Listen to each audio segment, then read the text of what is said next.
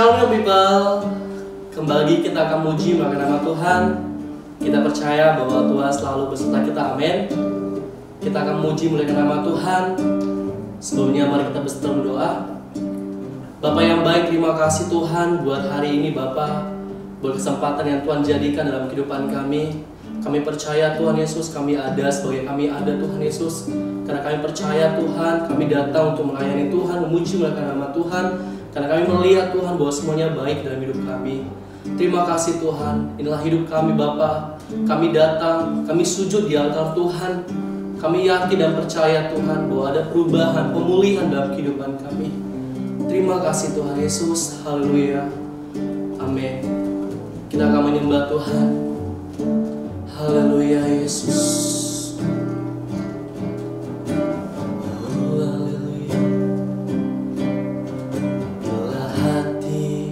Terasa berat, tak seorang pun mengerti bebanku. Ku tanya Yesus, apa yang harus ku buat? Katakan Dia berfirman. Firman, mari datanglah. Dia selalu pedulikan aku.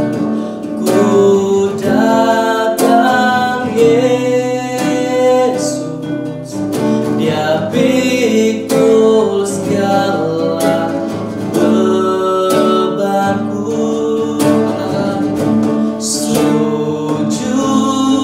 Di altarnya ku bawa hidupku, ku terima anugerahnya. Dia ampuniku dan bebaskanku.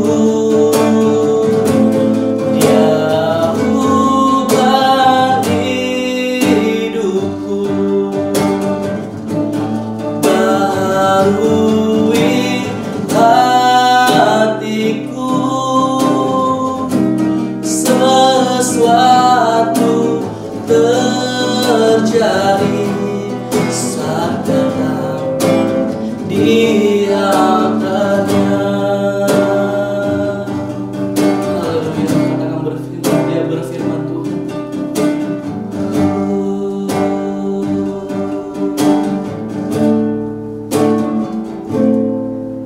Dia berfirman, mari datanglah. Dia selalu pedulikan aku. Ku datang Yesus, Dia pikul segala bebanku.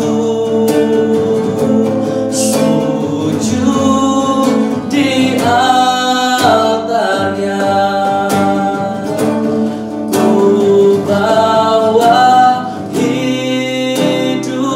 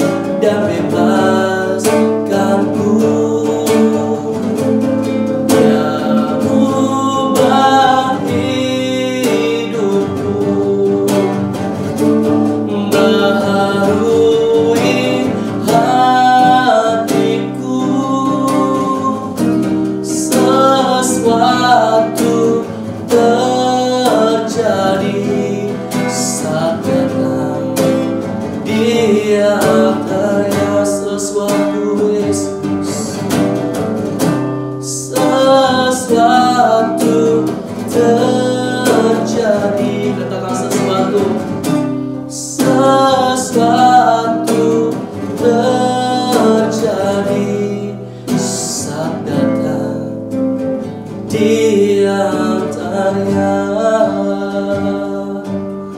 Terima kasih Tuhan, kami datang Yesus menyembah-Mu. Haleluya Tuhan, terima kasih Yesus. Kami sujud di altar-Mu Tuhan, menikmati kasih-Mu. Oh haleluya Yesus. Kami tahu Tuhan, banyak yang terjadi dalam kehidupan kami, tapi kami tahu Tuhan, dan kami yakin dan percaya Tuhan, ketika kami sujud di altar Tuhan, kemuliaan terjadi dalam hidup kami. Terima kasih Tuhan Yesus. Haleluya, haleluya, amin. Haleluya saudara, puji kepada Tuhan. Kita percaya bahwasanya Tuhan selalu ada bersama kita, amin. Haleluya. Kita puji buat Tuhan. Tiada yang terukur besar.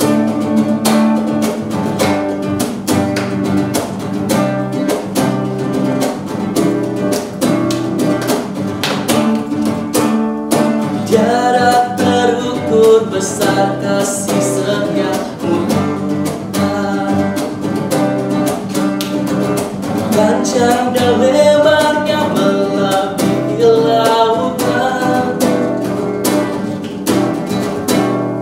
jauh tinggi mengatasi langit, dalamnya tak dapat ku selami. Kasih setia-Mu besar selamanya. Kasih setia-Mu besar selamanya. Katakan hatiku bersyukur,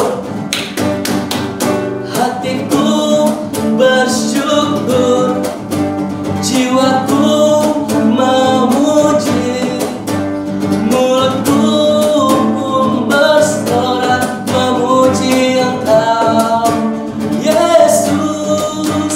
Ajar perbuatan-Mu, besar anugerah-Mu, takkan berhenti ku memuji nama-Mu. Tiada terukur besar kasih setia-Mu Tuhan. Panjang dan lebarnya melebihi lautan, jauh tinggi mengatasi langit, dalamnya tak dapat ku selami. Kasih setia-Mu besar selamanya. Kasih setia-Mu besar selamanya. Katakan sekali, kasih setia-Mu besar. Kasih setia-Mu besar selamanya. Kasih setia-Mu besar selamanya.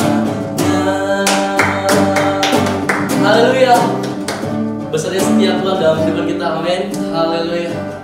Dan pada saat ini saudara, mari kita persiapkan hati kita, mari kita persiapkan pikiran rohani kita.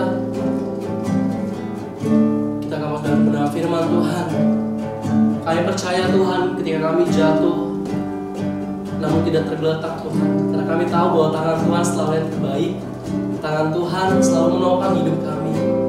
Satu-satunya pribadi yang kami andalkan hanya Tuhan. Thank you Lord. Thank you for your cross Jesus. Haleluya Yesus. Oh haleluya. Tuh satunya yang ku andalkan, satu-satunya yang ku percaya. Engkau sumber kekuatan, sumber pengharapan, sumber kedamaian.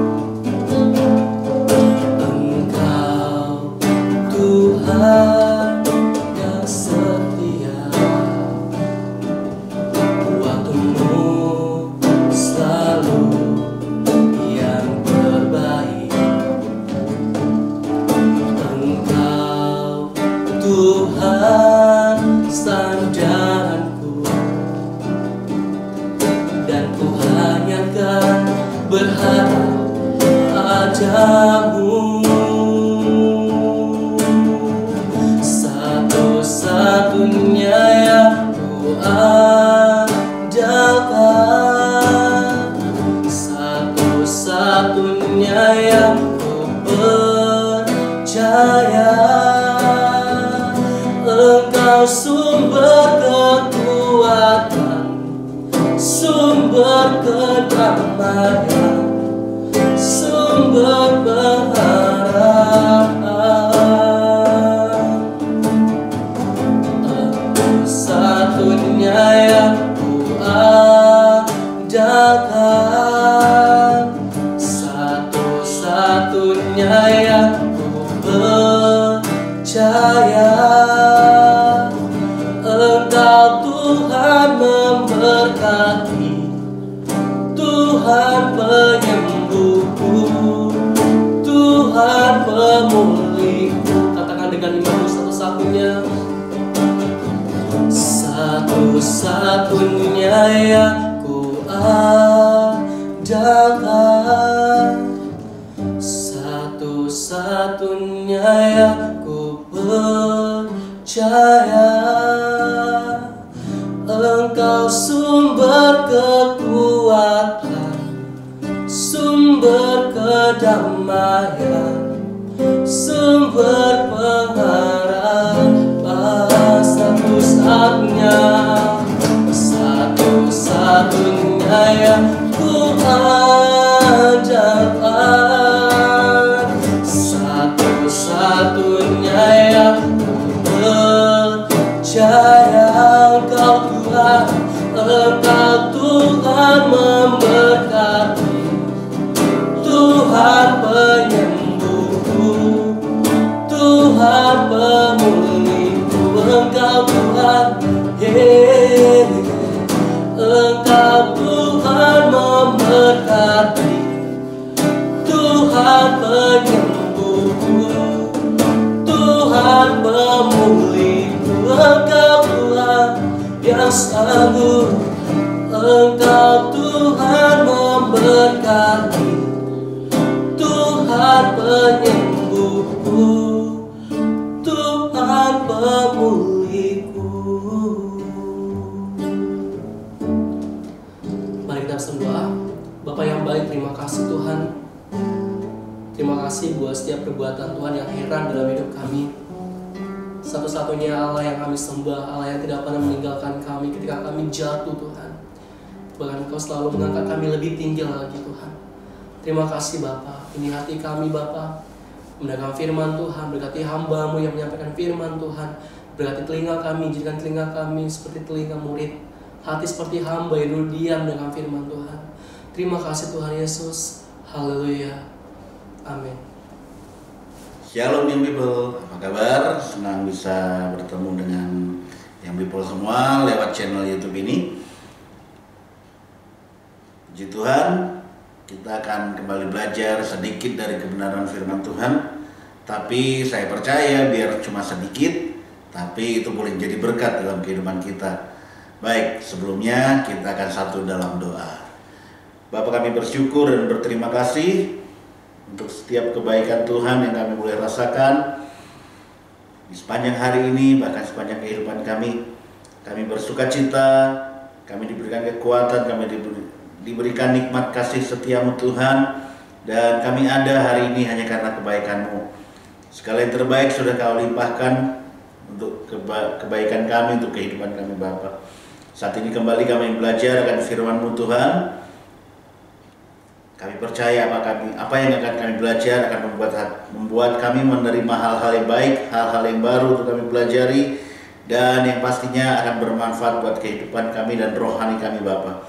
Terima kasih Roh Kudus, Engkau tetap memberkati kami, dan kami mohon kemampuan kami untuk mengerti, untuk kami mampu melakukannya dalam kehidupan kami hari lepas hari. Terima kasih Tuhan, terima kasih. Dalam nama Tuhan Yesus kami berdoa dan bersyukur. Haleluya. Amin. Puji nama Tuhan. Baik, kita akan belajar kebenaran firman Tuhan yang terambil dari firman Tuhan Amsal 29 ayat 19. Amsal 29 ayat 19 berkata begini, dengan kata-kata saja seorang hamba tidak dapat diajari, sebab walaupun ia mengerti, namun ia tidak mengindahkannya. Sekali lagi, dengan kata-kata saja seorang hamba tidak dapat diajari. Sebab walaupun ia mengerti, namun ia tidak mengindahkannya. Ya, seluruh Amsal berisi tentang nasihat-nasihat dan bijak, kata-kata bijak yang sebenarnya membuat kita harusnya tertantang untuk memeriksa diri kita sendiri, apakah kita sudah melakukan firman Tuhan dengan baik, ataukah kita justru mengejar apa yang menjadi keinginan pribadi kita. Amsal mengajarkan kebijaksanaan, nasihat-nasihat, dan kita sebagai anak Tuhan harus bisa menanggapi atau respon dengan baik tentang kebenaran firman Tuhan ini, tentang nasihat-nasihat yang diberikan oleh Amsal ini. Karena yang pastinya saya percaya bahwa nasihat-nasihat yang kita ambil atau yang kita dapat dari kitab Amsal ini sangat berguna untuk kehidupan kita sehari-hari. Ya, Amsal tidak memberikan pilihan untuk hidup, pilihan netral antara hidup bijak atau bodoh dalam hidup. Amsal cenderung bahkan mengarahkan kita untuk mengambil pilihan untuk hidup bijak dengan segala konsekuensinya. Sedangkan untuk hidup bodoh pun atau masa bodoh tentang ajaran juga ada konsekuensinya. Nah, ayat-ayat ini khususnya yang kita baca saat ini berbicara tentang bukan sekedar apa yang disampaikan melalui kata-kata. Ya, dengan kata-kata bijak seorang hamba tidak dapat mengerti. Walaupun ia mengerti, namun dia tidak mengindahkannya. Amsal memberikan pelajaran-pelajaran bahwa bukan hanya perkataan yang penting, tapi tindakan. Ya, kita punya masalah besar sebenarnya. Bukan kekurangan guru, bukan kekurangan pengajar yang baik, bukan kekurangan orang pintar untuk memberitahukan hal-hal baru, tapi kita kekurangan orang-orang yang bisa menjadi teladan. Anak-anak Tuhan bahkan yang bisa benar-benar menjadi teladan dalam kehidupan, yang tidak bermuka dua, yang tidak mencari keuntungan sendiri, yang tidak hanya bertutur rohani, berkata-kata rohani, tetapi melakukannya agak kurang. Ya, kita sadar bahwa kita kekurangan teladan. Kita kekurangan yang namanya sosok teladan. Seperti apakah seharusnya seorang yang menjadi teladan? Kata teladan biasanya mengacu kepada sesuatu yang patut ditiru, baik untuk dicontoh dan diikuti. Ya, tapi kita banyak di antara kita, mungkin anak-anak muda juga mungkin salah dalam mengambil panutan atau idola sebagai contoh. Kita tidak berbicara tentang aktor, aktris atau penyanyi atau segalanya itu yang kita idolakan, tetapi mungkin kelakuannya tidak baik. Tidak berbicara seperti itu. Kita berbicara tentang panutan yang bisa menjadi teladan, bukan hanya ajaran yang disampaikan, tetapi benar-benar orang yang menjadi teladan, berintegritas, yang punya kesesuaian antara perkataan dan tindakan lakunya. Bila dalam mengajar kita perlu membagi ilmu dan pengetahuan perkataan saja, itu mungkin mudah, sekali lagi saya katakan.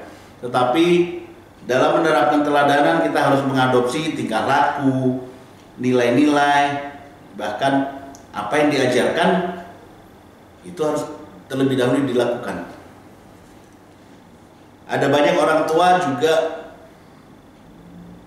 terlihat lelah mengajar anaknya karena mereka terlebih banyak mengajarkan nilai-nilai, peraturan-peraturan, jangan ini, jangan itu, jangan ini, jangan itu. Tapi dalam kesehariannya orang tua tidak memberikan contoh kepada anak-anaknya. Jadi anak-anak atau bahkan yang beranjak dewasa, yang mulai mengerti, mereka melihat bahwa mungkin orang tuanya tidak bisa menjadi teladan.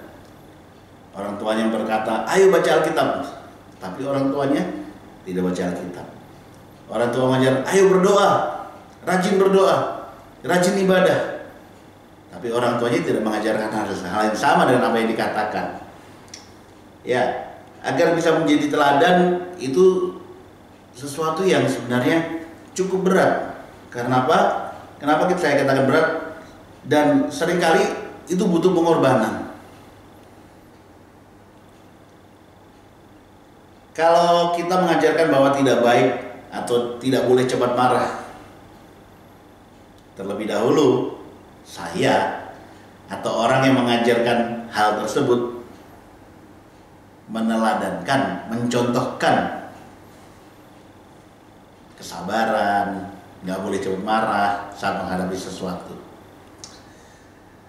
Kalau kita mengajarkan hidup bersih, ayo buang sampah pada tempatnya, minimal kita sendiri juga harus melakukan dalam kehidupan sehari-hari.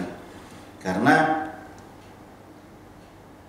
kita seringkali mungkin hanya berkata, tapi saat ada kejadian, ada sampah, kita tidak bertindak untuk mengambil, memungut dan membuang pada tempatnya.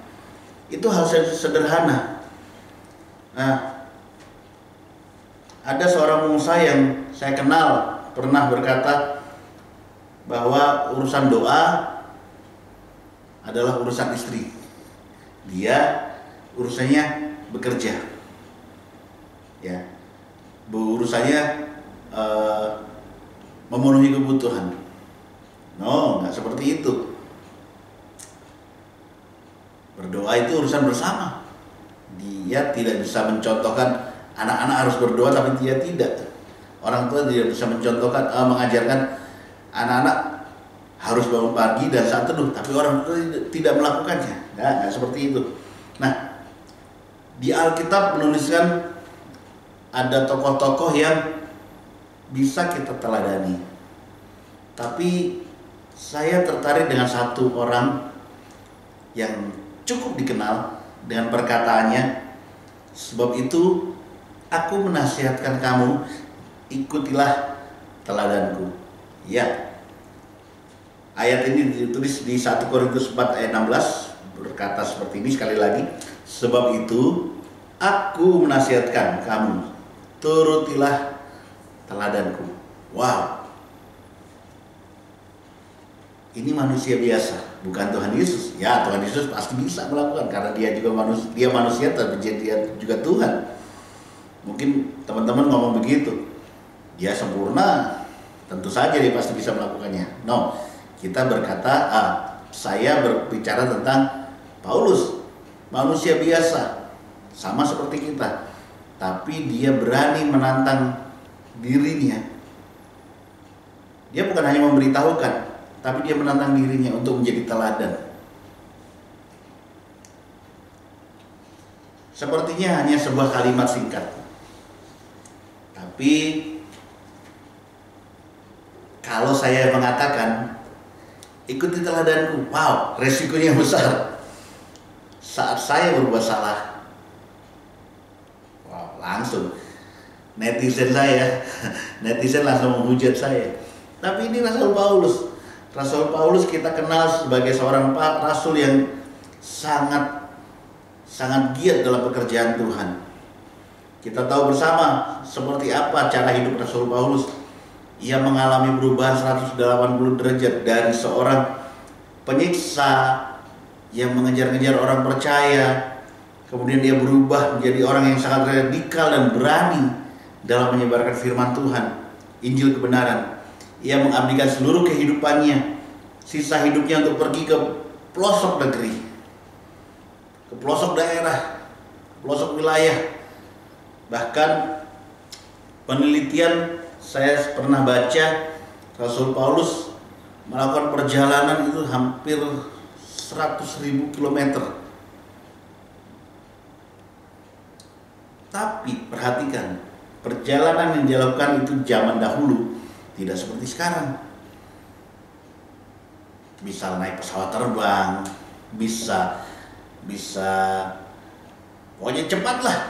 Tidak seperti zaman dahulu. Rasul Paulus justru mengalami struggle yang luar biasa dalam perjalanannya. Nah, Paulus bukan orang yang punya mental seperti orang kebanyakan.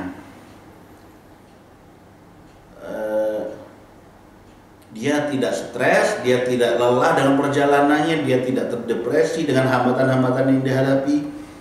Dia juga tidak kecewa dan tawar hati kalau ada yang berbeda dengan apa yang diinginkan, apa yang diharapkan. No, Paulus bukan seperti itu. Rasul Paulus adalah orang yang tahu bahwa di atas segala yang dia terima, yaitu anugerah keselamatan, itu adalah yang luar biasa. Dia menerima anugerah keselamatan yang segala-galanya buat dia. Anugerah yang luar biasa yang dia terima membuat dia merasa bertanggung jawab untuk bisa menyampaikan, dan bukan hanya menyampaikan, tetapi hidup di dalamnya, dan akhirnya orang lain melihat keteladanan. Dalam perjalanan misinya, Paulus mengalami banyak yang mungkin kalau orang biasa atau kita alami mungkin mudah membuat kita kecewa. Tapi Rasul Paulus tidak. Ada tertulis di 1 Korintus 4 kalau salah ya, sampai dia merasa kelaparan, merasa haus, telanjang, difitnah, tapi itu tidak membuat dia lari dari panggilannya, kecewa kepada Tuhan, atau mundur dari pelayanan. Lihat bagaimana contoh yang dia berikan dalam menghadapi tekanan dan siksaan.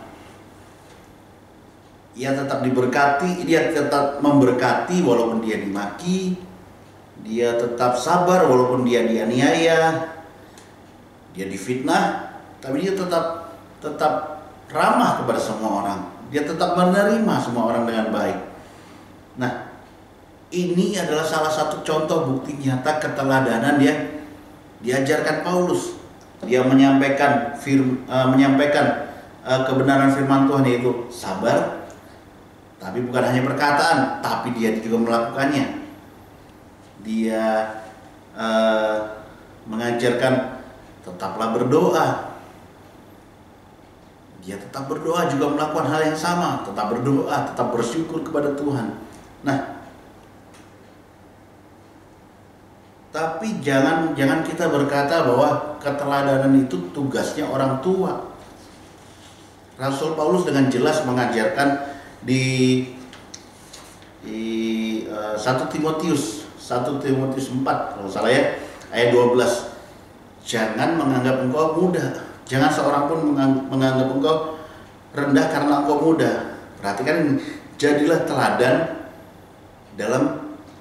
bagi orang-orang percaya. Jadi teladan bagi orang-orang sekitarmu walaupun engkau muda.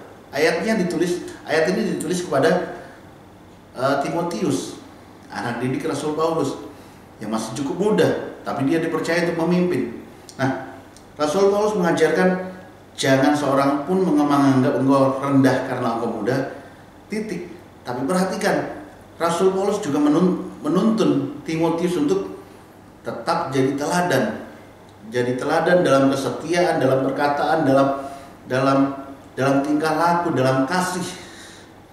Sekali lagi, Timotius anak muda, dia juga dipercaya untuk mengajar orang lain, tetapi bukan hanya mengajar. Perhatikan, Rasul Paulus mengajar Timotius untuk menjadi teladan. So, bukan hanya orang tua, tetapi juga anak-anak muda, orang-orang muda juga harus bisa menjadi teladan. Kalau Paulus berani meminta jemaat yang dia pimpin atau jemaat yang dia ajar untuk juga meneladani kehidupannya, meneladani cara hidupnya, meneladani perbuatannya, saya percaya kita pun bisa. Orang yang hidup sesuai dengan kebenaran, orang yang hidup di dalam kebenaran, dan dia pasti memiliki kesaksian yang bisa dibagikan dari hidupnya. Sekali lagi, bukan hanya kesaksian melalui perkataan, tetapi hidup, menjadi suratan yang terbuka di hadapan semua orang. Seperti apa karakter yang kita tunjukkan hari ini? Apakah kita sudah atau setidaknya bisa melakukan sesuai dengan apa yang kita katakan? Sadarilah bahwa cara hidup kita selalu diperhatikan orang. Sekali lagi, bukan hanya orang tua, anak muda juga. Kehidupan kita diperhatikan semua orang. Apa yang kita sampaikan, apa yang kita katakan ke teman-teman kita, teman-teman juga kita akan melihat kehidupan kita. Jadi kehidupan kita dinilai sejauh mana kita melakukan kebenaran. Kehidupan kita dinilai sejauh mana kita memberikan teladan. Kehidupan kita dinilai sejauh mana kita menjadi suratan yang terbuka bagi Kristus. Young people, sekali lagi, yuk jadi teladan. Yuk jadi pelaku firman Tuhan. Agar saat kita sudah melakukan firman Tuhan, kemudian kita menyampaikan, orang lain akan menilai, wow, benar. Apa yang dikatakan bukan hanya dia katakan, tetapi dia lakukan. Orang lain menilai kehidupan kita dari apa yang kita sampaikan. Jangan berkata kasar, tetap lakukan kasih, jangan mudah kecewa, tapi mari membangun satu dengan yang lain. Dengan demikian, benar hidup kita sungguh-sungguh jadi berkat. Bukan hanya dalam perkataan, tetapi dalam tingkah laku kita. Kita membangun satu dengan yang lain, membangun iman satu dengan yang lain, tapi kita juga harus menjaga iman kita agar kita benar-benar terbangun. Dan dengan terbangunnya kehidupan kita membangun kehidupan orang lain, teman-teman kita sekitar kita. Yuk jadi teladan agar kehidupan kita benar-benar jadi berkat untuk kemuliaan nama Tuhan. Amin. Kita berdoa. Kami bersyukur dan terima kasih buat hari ini, sedikit yang kami belajar Tuhan, tapi kami percaya itu boleh menjadi berkat dalam kehidupan kami saat kami jadi pelaku firman Tuhan. Roh Kudus, pimpin kami untuk kami hidup dan benar-benar menjadi teladan, menghidupi firman yang kami terima, menghidupi firman yang kami ucapkan, yang kami bagikan, yang kami sharingkan Tuhan. Lewat kehidupan kami pribadi, maka nama Tuhan dipermuliakan. Terima kasih Tuhan, dalam nama Yesus kami berdoa buat anak-anakmu semua, kami semua yang mau menjadi pelaku firman Tuhan dimanapun kami berada. Biarlah lewat kehidupan kami nama Tuhan dipermuliakan. Tantangan, godaan, bahkan masalah akan terus kami hadapi. Tapi Roh Kudus, tolong kami, kuatkan kami, dan mampukan kami jadi pelaku firman Tuhan yang setia. Ini doa syukur kami, dalam nama Tuhan Yesus Kristus kami berdoa. Haleluya. Amin. Tuhan memberkati.